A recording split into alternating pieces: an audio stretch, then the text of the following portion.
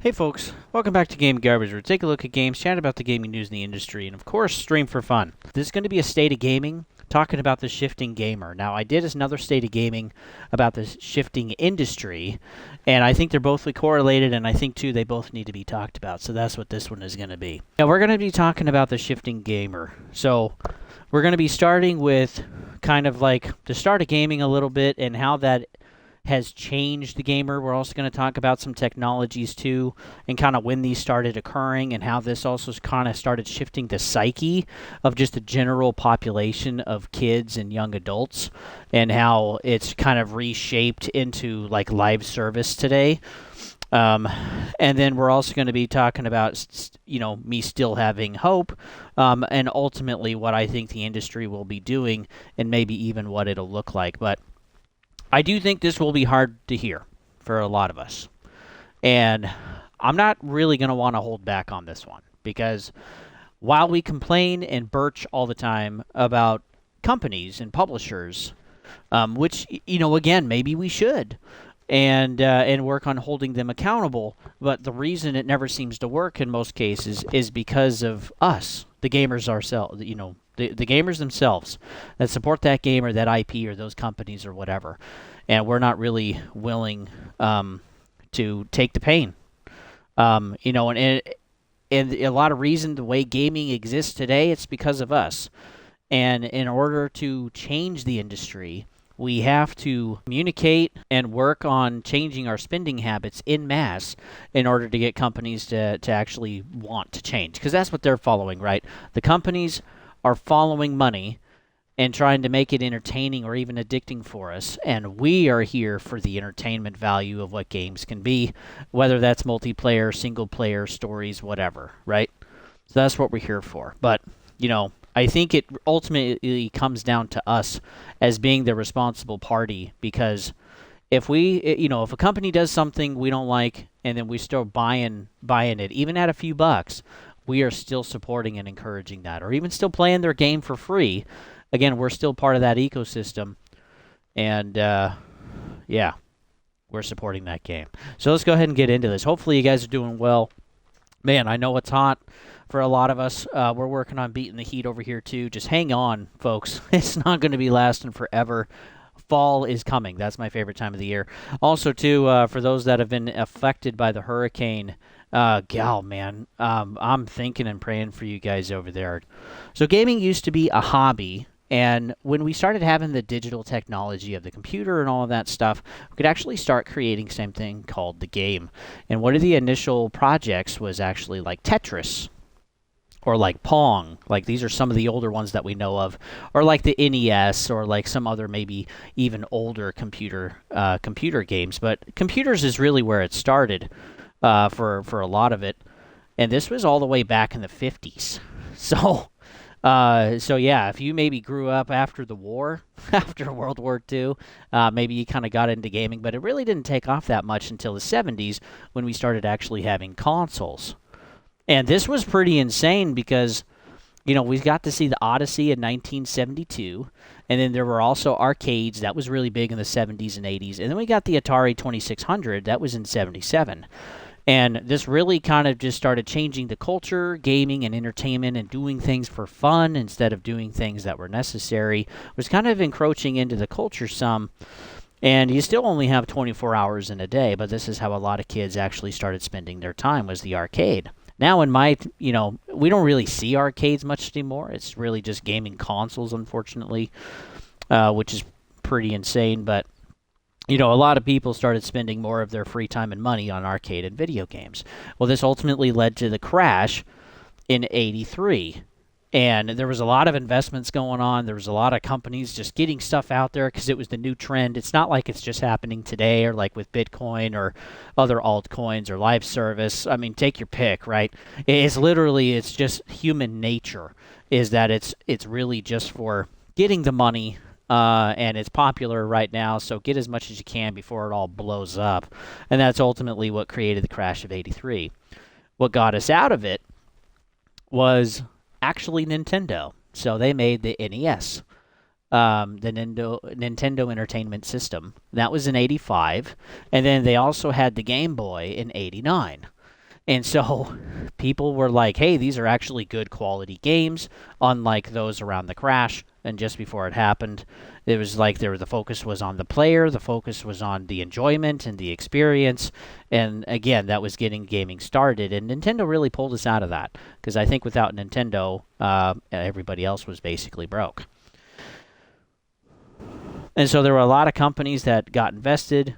And now gaming was another thing where it's like, no, we're not really going to get into it. Well, we didn't really start seeing things until back in the 90s, where we started seeing companies getting in. So we even saw Sony. They made the PlayStation 1. There was also the GameCube. In the late 90s or like early 2000s, we saw the original Xbox, so Microsoft started getting into it. And then since then, we've also seen some others. But again, we've kind of been seeing this push lately, along with PC, of just, hey, it's a game, we're following a trend, let's just get it out there. And this is kind of where live services come from. So, to me, from the 90s to 2014, this was really kind of the golden age of gaming, because we had a bunch of MMOs, we had a bunch of, story-driven games, we had, like, Twisted Metal, we had Super Mario Party, we had Super Mario Bros., we had Legend of Zelda, we had Ratchet and Clank, Jak and Dexter, we had Halo, we had the Left 4 Dead series 1 and 2, which they never made a third one, which is extremely depressing. We also had Colony Wars, which was really good. Tomb Raider series, which I'm playing through that now, which don't worry, folks. I know you guys have been waiting for a while. You'll be getting one soon. Another playthrough before I get to my week. But like there was a lot of good IPs that came out in the 90s and 2000s, and even still some in the 2010s. I mean, we still had like Ghost Recon Wildlands, which was 2017. Fortnite was actually really popular, which is certainly fun for what it was, because there really hadn't been many others. There was another one that started on PC called PUBG. And, but that really kind of kicked off that arena-style shooter that we have now. And MMOs, even though they had been around for a long time, that kind of started trickling into the live service aspect that we started getting. So around 2010, we started getting into this wireless communication. Things were being cheap enough where people could actually engage and get into some of this tech because it was available, and there was more competition. Remember, folks, competition drives markets down, drives prices down. And if you just have a monopoly, the prices go up. Happens that way every time. We also have the ability of 3G and 4G, so we could, put more data packets or faster downloads and uploads between things. We also had the creation of like social media and YouTube and Facebook and all of this stuff. So there's a lot of things that were changing in kind of the mid-2000s and 2010s. And video games also got, again, partial into all of this too. But again, like texting changed people's ability to know how to spell and do sentence structure. Texting was also more, again, through a screen, and how we just started interacting with people. And now that generation, such as myself, are now older. We're in our 30s now. Maybe even right at the top 20s. And some of us remember what it used to be like compared to what it is today. But like the technology kind of started shifting how we did entertainment, how we consumed products and services, and how we even interacted with each other. And then smartphones didn't help either. And so after a while, all of this has ultimately resulted in shorter attention spans. We've made society ultimately more narcissistic and fearful and panicky. There's been an increase in depression and loneliness, also an increase in the SUE, and just people can't look you in the eye anymore, even after COVID and the lockdowns and stuff. And so, where did people go? Again, when they start kind of feeling this way, when they're more anxiety, when life's too hard, whatever, we generally go to the screen. Whether that's social media, YouTube, streaming, video games, watching TV, Disney Plus, whatever, even OnlyFans, we're looking for validation, we're looking for connection, but ultimately it's all in the wrong areas. But, this ultimately is the only way we know how to get interaction, how we actually get involved with people. But we're getting to a point now where what we're doing is we're just kind of consuming and we're not really engaging. anywhere. You've probably heard me say that before. It's like, folks, engage, right? Engage. Don't just sit there. And then the lockdowns were just, amplified all of this stuff to be so much worse. And so ultimately, too, this is why we have a Discord. Part of it is to connect with other folks in the channel and to share memes and to talk about frustrations in the gaming industry or whatever. We just have to have an open chat. But also, too, it's just to play together again. We used to have actual lobbies, but the immaturing of society has resulted in silent lobbies, unfortunately. People don't know how to handle stuff. People choose to not want to handle stuff. Or even take the opportunity. So while they're negating the bad, they're also negating the good, too. And this is why depression and loneliness is just getting so bad in our society, unfortunately. But yeah, it's really killed multiplayer, too. And, it sucks.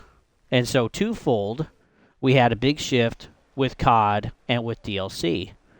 We had kids that started playing rated M games, so that was Halo and Call of Duty and like Battlefield. And then this also toxified multiplayer in the lobbies. And then companies were saying, well, hey, if they're willing to buy DLC, if they're willing to buy even hats like at Team Fortress, maybe we can start doing that too. And so we started doing that as well.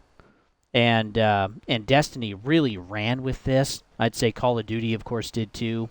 But, Team Fortress 2 even went free to play, which was great. And that was because, they actually could. Everything else was actually being sold. And the hats were paying for all of the servers, were paying for the devs, and for all of that stuff, which was really incredible. And so, yeah, that really showed, even though that was quite a while ago, that companies could make money off of little teeny microtransactions, which is where the term came from. Other companies started doing this, of course, and kids have continued to buy those cosmetics, which are in their 20s now. And this is why we've seen, too, the implementation in almost every major AAA game and IP with microtransactions. And it's because it's like, this is what's going on. Folks don't necessarily know any better. And the companies are actually choosing to be the engaging part of society instead of society being the engaging part, which is crazy. I really want you guys to think about that. And so kids are engaging more with society. They're engaging more with other aspects of it and stuff. And that's just kind of what's been happening. And, there's really if or ands or buts about that. And yeah, once the revenue started coming in, well, then we got these higher prices for microtransactions and for live service. And there was also more to buy. There was also a bigger focus on making sure the store was running so that, again, you can continue to buy. You'll notice there's always bugs, even some that will last forever or will never get fixed. But the store always runs perfectly every freaking time. There's never downtime. There's never a point where the store is never working. And they fix those server issues actually really quickly because if you can't access the servers, you're not going to play, and you're not going to buy their cosmetic stuff. And this can get to a point where cosmetics have become so successful, people spend, tens or hundreds or even thousands of dollars a year, depending on the game. And, those revenues, they just keep coming in. So Epic ultimately came out with Fortnite. We know that. And COD kids, instead of having to buy COD, they could just play Fortnite for free. And then Apex Legends, I think, was 2017 or 2018. And again, that was another free one. So we started getting this free-to-play model, again, all around cosmetics and the seasons and everything. And while, DLCs were good, story-driven, more maps, more guns, more of a utility for it, DLCs started just becoming seasons where you earn up to the point or you earn some of the stuff or whatever, but you're unable to actually, do everything and get everything unless you pay some more. And again, the excuse of, well, it's free, okay, is good enough. That's an excuse that works, but only for so long. It's not going to last forever. And eventually there's a point where, it's so monetized to death, and the game is so grindy, people aren't going to play. And this is how I feel with the First Descendant right now. And two, also with Fortnite, even though there's a lot of people that still play Fortnite, there's also been a lot of people that no longer play Fortnite, and that's why Fortnite brought the OG map back and all of that stuff, and they literally doubled their player count, which is insane. But again, live service too has a shelf life, and these companies, they're trying to figure out, okay, what can we give gamers enough where they will just continue to keep playing and buying? Because ultimately, if nobody plays your game, there's no point to doing anything that you do, which sucks. But ultimately, the season pass went from stories to just now DLC stuff to just cosmetic stuff that we get, just more things to grind. We also have less maps. Again, there's less story, there's less characters, there's more grinding, and there's more cosmetics, all with higher prices. We're even seeing this with like Ubisoft right now that added a subscription service on top of everything else. We also just saw Apex split their season pass in half to have two of them now, where you can pay double the pricing. I mean, this is the kind of stuff that they're getting to, and the reason they're doing it is because people are still paying. They know that's where the money's coming from. A lot of closures, like Closures 2, or a lot of games that have failed, while there are some live service ones, they're canceling a lot of the story-driven games simply because, well, they're not going to make as much as a live service. And we've heard that from Ubisoft, we've heard that from Embracer Group, and we've heard that from a few others too. And it's like, okay, at what point, folks, are we finally going to say, look, we want more Red Dead, we want more Elden Ring, we want more Stardew, or Pal Worlds, or Helldivers 2? Like, our money is partly to blame when we put it in things that ultimately aren't going to make us happy or make the gaming industry better. It's really not.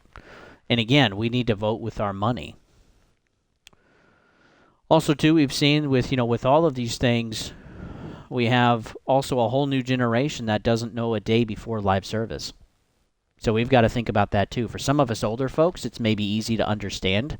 But I think, too, we grow impatient with younger gamers or the younger generation with just feeling like they just don't understand. And it's because we don't take time to try to explain it to them.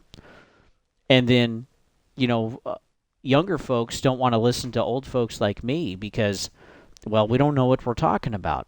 They're just focused on what's fun, or they're just playing with their friends, and that's enough for them. But we're starting to get younger and younger brackets of ages that are starting to complain about how gaming is becoming frustrating with all of the live service crap. And how expensive it is, too, on top of it. It's getting really pretty insane. And so, yeah, some of us, they just don't know what it was like before live service. They don't know what it was like before cell phones, before internet was mainstream in the house. I do. I remember, dial-up and all of that stuff, and most of you probably don't even know what that is. But like, a lot of things have changed. Companies, too, are also using every psychological method they can to keep players coming back, keep them grinding, keep them playing. And as long as you just kind of feed out and trickle out stuff a little bit, while it's not amazing or even good, people will just continue to keep collecting. And so where did the fun go? We used to be able to make friends pretty easily. We used to have clans. We used to have tournaments and stuff, which was awesome. We also used to have lobbies where we could chat, and we've just too lost a respect for each other. Again, it's just this narcissistic focus of just, hey, whatever you need, whatever you want, to the point where it makes the company money. It's just toxified the player base. And I'd say even most of us are, including you folks that are on Elden Ring, being like, hey, you need to play a certain way. If you're not nude with just a fist and your potions, like, you're the suckiest player in the world. Like, get off. Oh my gosh, just let people play. Again, if you enjoy some other games that people don't, like I was ragging on somebody fairly recently, more of a joke, but yeah, maybe I took it a little too far. But like, it's getting pretty frustrating with just like, look, people like what they like. But again, we should have open conversations with what's going on with the pricing, with what services and games are and companies, instead of just creating our own ideas in a box with no outside influence except for this, sources we choose to read, which that also skews our bias anyway on top of it. We don't have a good, wholesome, full view of really what's going on in the industry, and this is what I'm here to try to do. for the channel. But yeah, where did the fun go? It's just kind of missing. And again, it's hard to make friends. Everything's quiet. People don't talk anymore. I don't even know why we have headsets, but that's just what they sell us. We don't really have a lot of other options. But like, all of this put together is what I call the digital closet shopping experience. Again, gaming and the focus of gaming and what companies are giving us is really just to provide us with more stuff to grind for, buy, and collect. And it's stuff you'll never be able to see. You'll never hold it in your hand. Most of it you'll never wear on your avatar or put on your gun. Okay, again, it's just an infinite collection of crap. And they're selling us a hoarding simulator, if I could put it. And still, people buy this. Like, I don't understand. Modern Warfare 2 wasn't great. I actually enjoyed the campaign.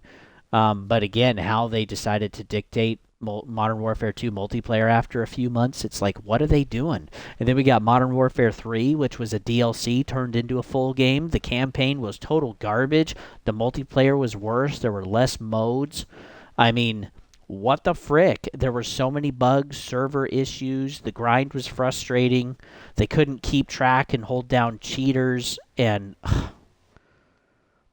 it was horrible. If you want to, you can look back in my review list on YouTube, my playlist, and find Modern Warfare 3 on there, and it's a frustrating mess. And even the zombies, it's like, no, this is not what I want for zombies. I don't want open world zombies. I want, I want the old stuff I grew up with. And I think the industry is starting to notice that maybe the players are nostalgic because they're getting old.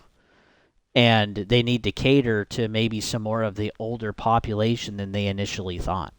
Because, again, a lot of us are in our 20s and 30s now. And those of us that have just gotten frustrated with most of this, we've just gone over to PC. We're already starting to see that, too. Because there's more liberty there. There's more freedom of choice there. So, ultimately, I do have hope because we're starting to realize what's happening. There's more channels like mine that are starting up talking about what's going on. There's more channels that are talking about what's going on with the movie and TV show industry. There's more people talking about what's going on with the economy. And I think YouTube has been a wonderful free source of information to spread between everybody that's looking. And I think that's great. And there are quite a few channels that even I look at when I'm looking at gaming news, when I'm looking at stuff. And again, it's just to consolidate it all together in a tighter package to give it to you guys. But I still ultimately have hope because we are starting to realize what's going on. But is it enough? Ultimately, time will tell. Live service is generally, right now, it's losing money. Again, the lockdowns came with trillions of dollars. All of us enjoyed that extra bulk of cash. But now we're returning back to reality where we don't have stimulus. We're having to pay our bills again. We're having to go back to work. And that is just something we have to deal with. But like, we're having layoffs, we're shifting CEOs, we're having studio closures. Some companies are selling IPs. There's creation of new studios, and some are going independent, which is great. And all of these things, again, give me hope. We need to get rid of the chaff. We need to have quality games start coming back. And again, I really want, in the most cases, live service to actually die. And every time a live service game goes down, I know it affects people's lives. I know people get laid off. But I ultimately think that needs to happen because to get back to the Ratchet and Clank, Sly Cooper, Jack and Dexter, Legend of Zelda stuff, Halo, what it used to be, COD and Battlefield, what they used to be, we need to have some of this live service die out. And we literally need a live service depression where they just don't make money anymore. And while I think some companies are figuring this out and some publishers, others are just doubling down as hard as they can. And so continue to keep voting with your money, folks. Remember, every time you pay and play, you're voting with your time and your money. Ultimately, the industry will be what we make it to be today and in the future. And so again, ask for something better. Wait for discounts. Don't pre-order stuff. Start showing your disgust or distaste for what's happening in the industry and how they're selling you a shopping experience to just grind for instead of actually a fun video game. And don't buy games right away. Black Ops 6, GTA 6, Elder Scrolls 6 when it gets here, Assassin's Creed Shadow, Madden, NHAA. Again, we are losing the ability to say no. We're losing the ability to wait for gratification. We are just instant now, need it now, feed me, I'm starving all the time. Well, when we take the metaphor of food, those types of people, they get fat and lazy, they have health problems sooner, and their bodies deteriorate and break down, and they're lucky to make it to 70 years old because their heart blows up and literally bursts in their chest, or they get a brain aneurysm or something like that, or they get cancer.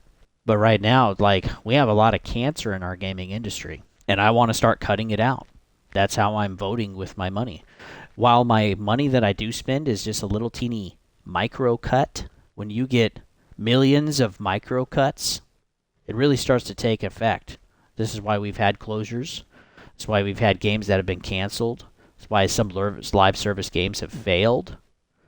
And again, I don't think there's been enough pain yet to tell the publishers, we want something else. We want something better. And I think we'll have to continue to go through this pain in order to actually get there. And so something else you can do too is watch gameplay. Watch actual reviews of stuff. Look for sales. Another option, if there's a lot of games you enjoy playing, a lot of IPs you like to follow, look into getting Game Pass. Even with the new price increase, I still think it's worth it, and I'll make my case. But yeah, you can also test out games on Game Pass, see if you really want to play it or not. You can just pay for a month, try it real quick. Nope, it's not what I want. Then you didn't blow a whole bunch of money. You can also do that with EA Play. You can also do that with Ubisoft. There's quite a few of these services now where you can actually try out games. Sometimes, too, there's free demos. Don't forget that. If you're wondering about the game and how it plays, get the experience yourself and see if there's a demo. So remember, your purchases are really an investment.